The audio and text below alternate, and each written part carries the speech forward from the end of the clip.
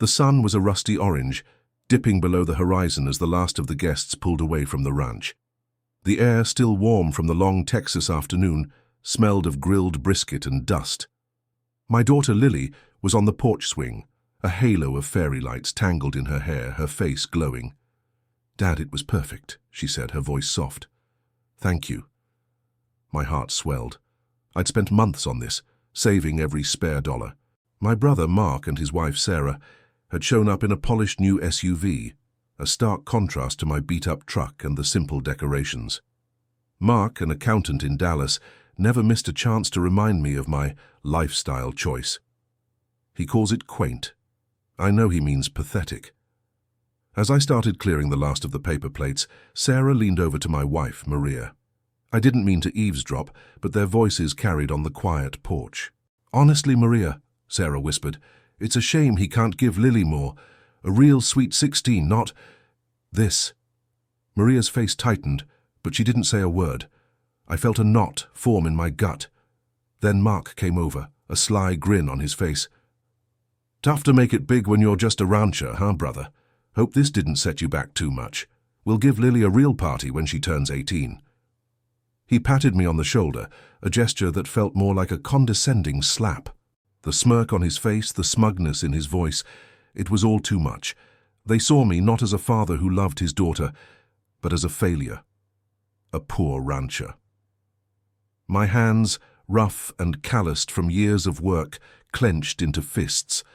I took a deep breath, fighting the heat that rose in my cheeks. "It's not about how much you spend, Mark," I said, my voice low. "It's about the effort, the love. Lily knows that." But he just chuckled and turned away. The words echoed in my head. Poor rancher. They had no idea the truth of my life, the real struggle, the hidden value of what I did. They saw a dusty truck and a worn-out pair of boots. They didn't see the acres of land I was protecting, the legacy I was building. A quiet, burning rage began to smolder deep inside me. The story of my life, the real story, was about to begin. If you're enjoying this story, please subscribe to the channel so you don't miss a single chapter. The next morning, the Texas heat was already pressing down, even before the sun fully climbed. I was out in the barn repairing a fence post, the sweat already beading on my forehead. My mind kept replaying Mark's words. It wasn't just his dismissive attitude. It was the sting of truth he thought he was speaking. They genuinely believed I was struggling, that my life on this ranch was some kind of last resort. What they didn't know was the depth of my commitment to this land, a commitment born from a promise I made to my father. My father, a man of few words but immense wisdom, had bought this land decades ago. He always said, "Son, this isn't just dirt, it's a living thing. Treat it right and it'll take care of you." He started with almost nothing, building this ranch from the ground up.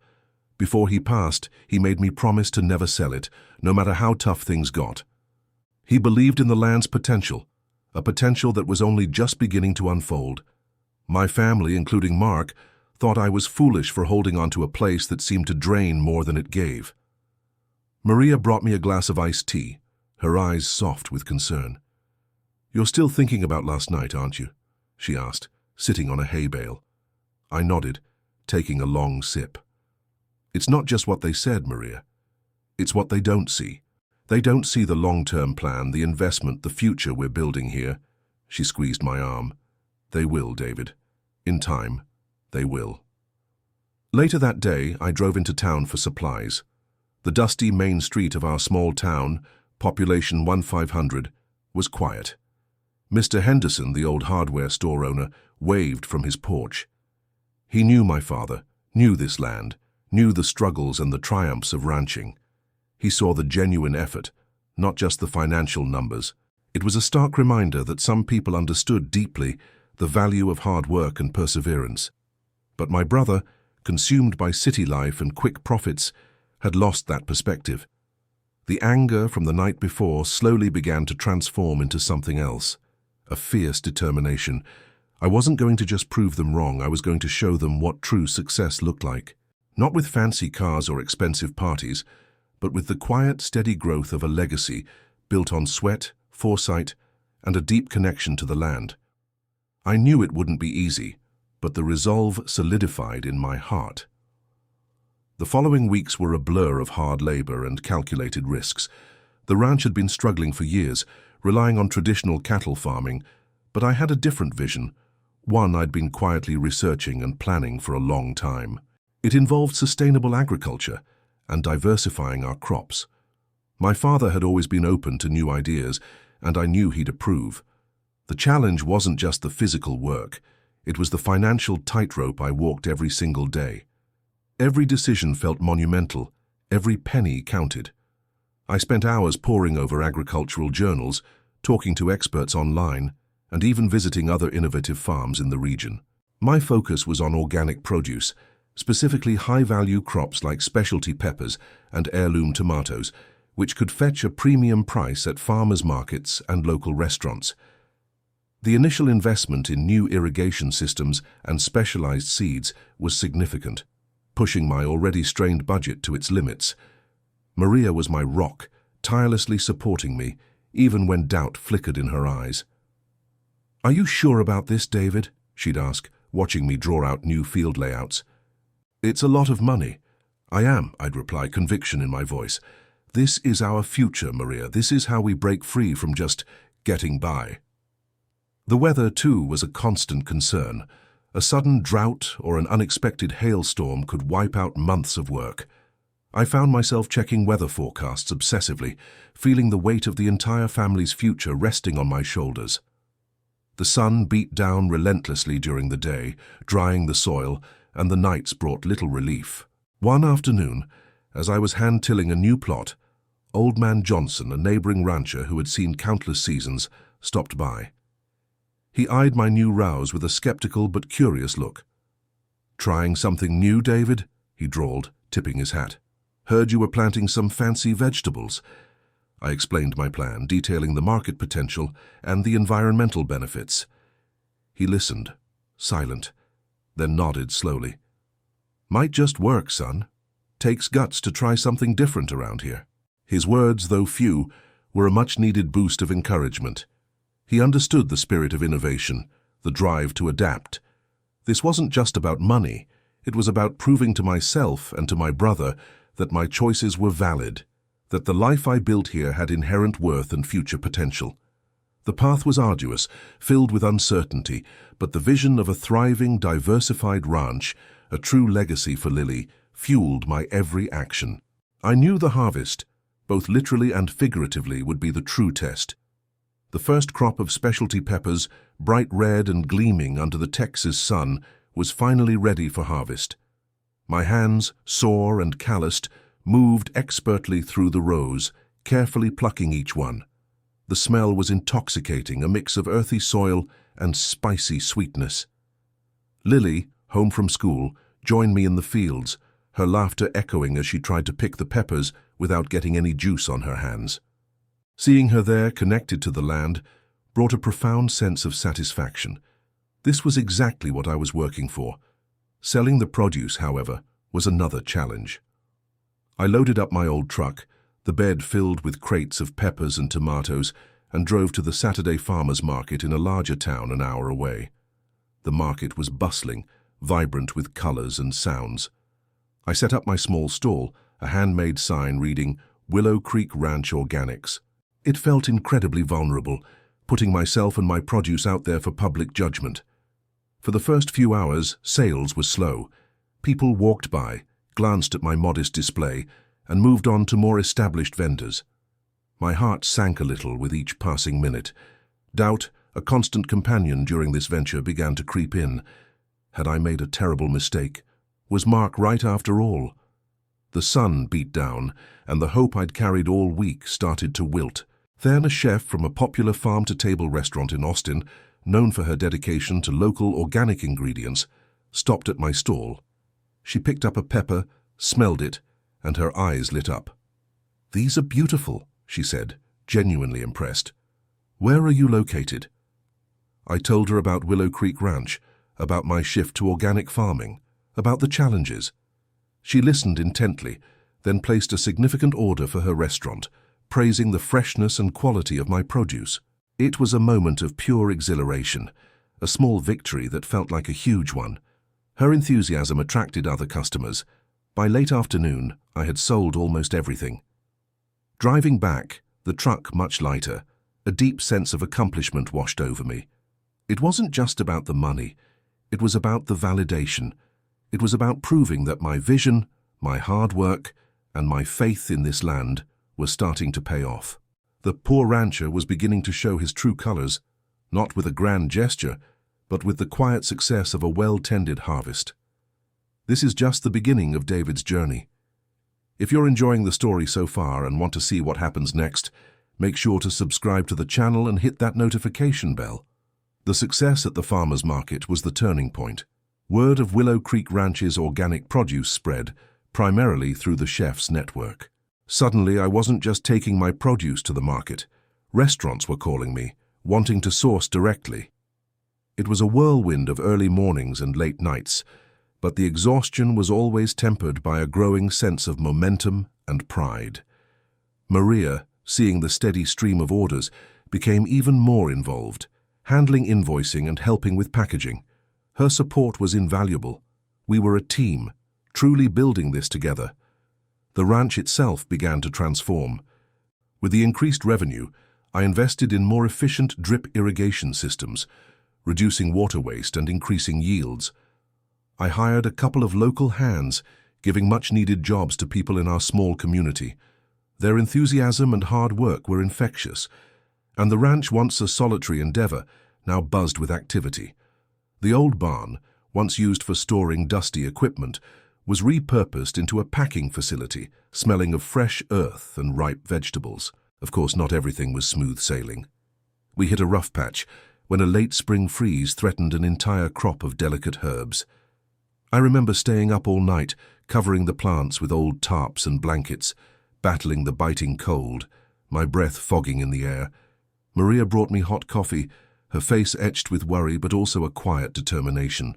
We managed to save most of the crop, but it was a stark reminder of the constant battle against nature and the unpredictable challenges of farming. During this time, Lily, seeing the tangible results of our hard work, started taking an even greater interest in the ranch. She wasn't just helping out. She was learning, asking questions about soil health, pest control, and market demand. Her school projects started focusing on sustainable agriculture, and I saw a spark in her eyes that mirrored my own passion. It wasn't just my dream anymore. It was becoming our shared family endeavor. This growth, this blossoming of interest in my daughter, was more fulfilling than any financial success. The calls from Mark became less frequent, though I sometimes heard snippets from Maria. He seemed preoccupied with his own investments, oblivious to the quiet revolution happening on our ranch.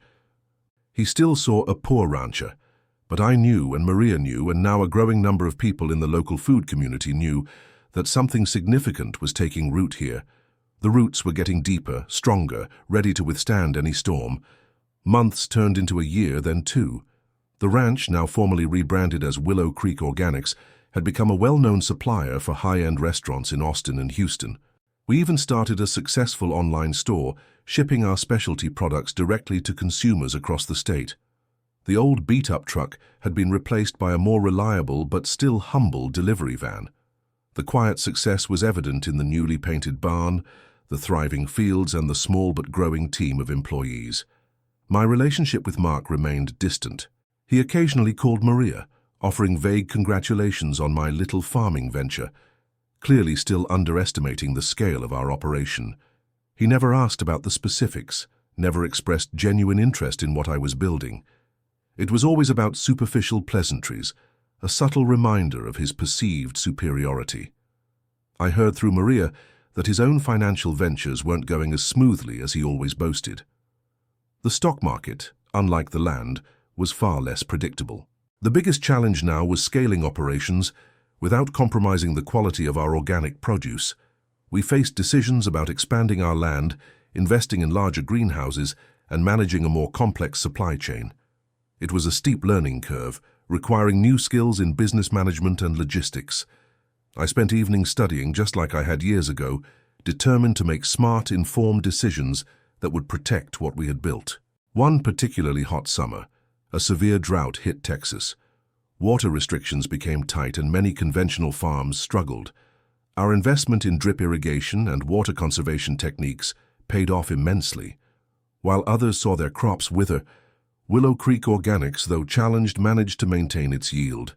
This resilience, born from thoughtful planning and sustainable practices, solidified our reputation as a reliable and responsible producer, even in the face of environmental adversity.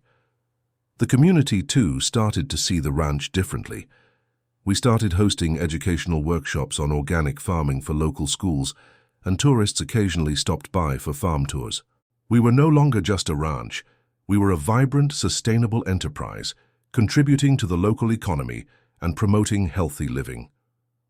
The dusty perception of a poor rancher was slowly being replaced by the image of a forward-thinking entrepreneur. My father would have been proud, not just of the financial growth, but of the way we were caring for the land and the community. One crisp autumn morning, a sleek black car pulled up to the ranch. I was out inspecting the new greenhouse when I saw Mark and Sarah step out, looking distinctly out of place in their city clothes. My heart gave a small, familiar lurch of apprehension. This wasn't a casual visit. They walked towards me, Mark's usual confident stride replaced by a more hesitant gait. Sarah, typically impeccably dressed, looked a little disheveled. "David," Mark said, his voice unusually subdued. "Can we talk?" We sat on the porch, the same porch where he'd dismissed my daughter's party and called me a poor rancher just a few years ago. The air was cool, carrying the scent of damp earth and ripening harvest. Mark cleared his throat, avoiding my gaze. "Look, I've had some setbacks," he admitted, finally looking at me, his eyes tired. "The market took a turn. My investments, they're gone. We're in serious trouble, David. We might lose everything." Sarah, tears welling in her eyes, chimed in. "We just didn't know who else to turn to. You've always been so stable here on the ranch." The irony wasn't lost on me. Stable. They had seen my life as anything but. They had mocked my stability, my chosen path. Now their carefully constructed financial world had crumbled, and they were turning to the poor rancher for help. A part of me, a small vindictive part, wanted to throw their past words back in their faces. But I looked at Maria, who was watching me with a calm, understanding expression, and then I thought of Lily. I took a deep breath. The anger I'd carried for so long, the desire to prove them wrong, seemed to dissipate, replaced by a complex mix of feelings. Empathy for their genuine distress, yes, but also a profound awareness of the vast difference in our values and choices. They had built their lives on fleeting numbers, while I had built mine on solid ground, literally. "What do you need?" I asked, my voice even. It wasn't an easy question to ask, especially after all they had put me through, but family, despite the friction, was still family. This ranch had taught me resilience, but also compassion. It had given me strength, and now it was time to share that strength. This is a pivotal moment in the story. How will David help Mark and Sarah? Will their relationship ever truly heal? Subscribe to the channel now to find out how this emotional drama unfolds in the next chapters. The conversation that followed was difficult, raw and honest. Mark laid out the full extent of his financial ruin, bad investments, inflated promises from unscrupulous advisors, and a refusal to cut his losses until it was too late. His bravado was completely gone, replaced by genuine despair. Sarah, usually so composed, was openly weeping. It was humbling to see them so utterly exposed, their once glittering facade completely shattered. "We need a place to stay," Mark confessed, his voice barely a whisper. "Just for a while, and we need work, anything." Maria, ever the compassionate one, looked at me, then at them. "Of course," she said softly. "Your family. There's always room here." I nodded in agreement. The ranch, once seen as a symbol of my lesser status, was now their last refuge. It was a powerful, ironic shift. We set them up in the small guest house on the property, a modest but comfortable space that was a far cry from their lavish Dallas home. Integrating them into ranch life was a whole new challenge. Mark, accustomed to air-conditioned offices and clean hands, struggled with the physical demands of farm work. He complained about the heat, the dust, and the early mornings. Sarah, who had never cooked a meal from scratch, found herself bewildered by simple chores. Lily, observing all this, remained surprisingly empathetic. She would patiently show her aunt how to weed a garden bed or help her uncle gather eggs, demonstrating a maturity beyond her years. One particularly hot afternoon, Mark was struggling to fix a broken irrigation pipe, sweat dripping from his face, frustration clearly visible. I walked over, offered him a wrench, and knelt down to show him the correct way to seal the leak. For the first time, he didn't recoil or make a sarcastic remark. He listened, learned, and together we fixed the pipe. There was a moment as we stood up covered in mud and grime, where our eyes met. No words were exchanged, but something shifted between us. It wasn't forgiveness, not yet, but perhaps a glimmer of mutual respect. The hard work, the shared struggle, and the humbling reality of their situation were slowly chipping away at Mark's arrogance. The ranch was stripping away his preconceived notions, forcing him to confront the true meaning of labor and sustenance. It was a painful process for him, but a necessary one, and I could see, little by little, the beginnings of a profound transformation taking place. This wasn't just about helping family. It was about the ranch's subtle yet powerful ability to heal and reshape lives. Weeks turned into months, and Mark and Sarah slowly adapted to ranch life. The initial shock wore off, replaced by a growing understanding of the rhythm of the land and the meaning of honest work. Mark, surprisingly, started to find a certain satisfaction in the physical labor. His accountant's mind, once focused on abstract numbers, now found purpose in optimizing planting schedules and tracking yields. He even started using his skills to help me streamline our inventory and sales records, proving to be unexpectedly valuable. Sarah, too, discovered an aptitude she never knew she possessed. She found joy in the simple tasks of preserving our excess produce, learning to make jams and pickles, which we eventually started selling under a new Willow Creek homemade label at the farmer's market. Her former life of designer clothes and fancy restaurants seemed a distant memory, replaced by the quiet pride of creating something with her own hands. The transformation was evident, not just in their actions but in their demeanor. The tension that had once defined them began to ease, replaced by a more grounded, humble presence. Lily, in particular, played a crucial role in their integration. She would spend hours teaching them about the different plants, the names of the cows, and the routines of the ranch. Her innocence and unconditional acceptance chipped away at their lingering pride. One evening I overheard Mark telling Lily a bedtime story, something I hadn't seen him do in years. He was laughing, a genuine, unforced laugh that warmed my heart. The hard work brought us closer. We shared meals, sweat, and the occasional frustration of a broken tractor or a stubborn animal.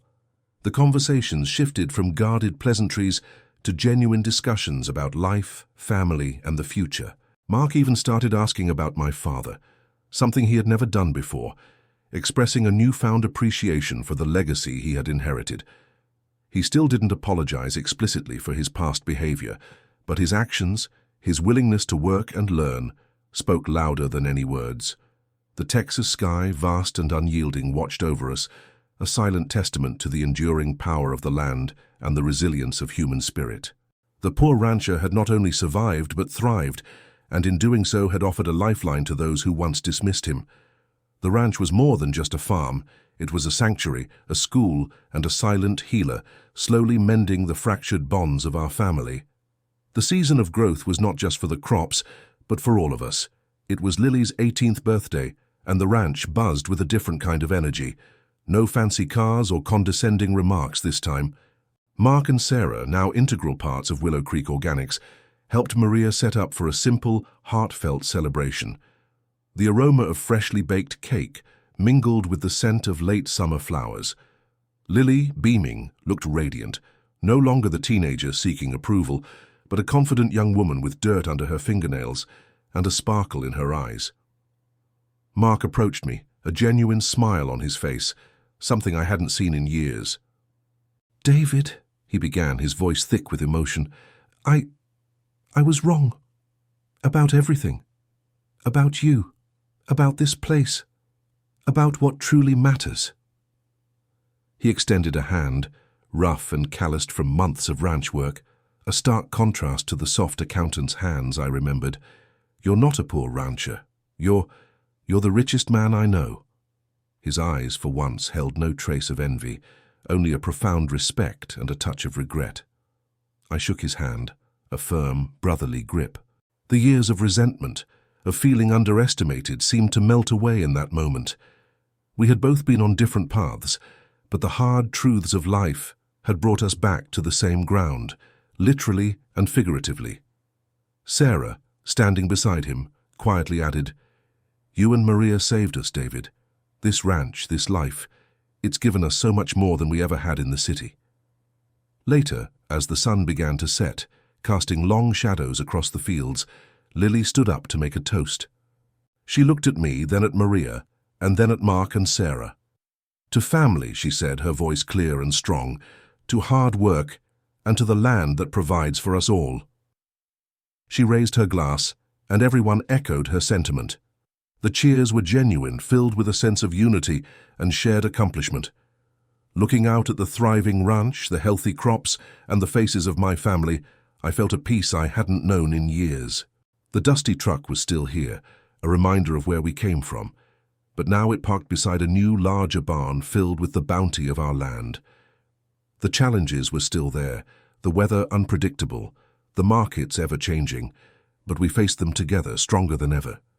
The poor rancher had indeed gotten up, not with a shout or a grand gesture, but with the quiet, undeniable power of resilience, hard work, and the unwavering belief in the true value of a life lived close to the earth.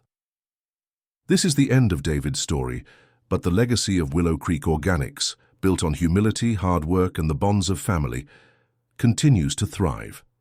If you've been moved by this journey, remember to subscribe to the channel for more stories of human strength and perseverance.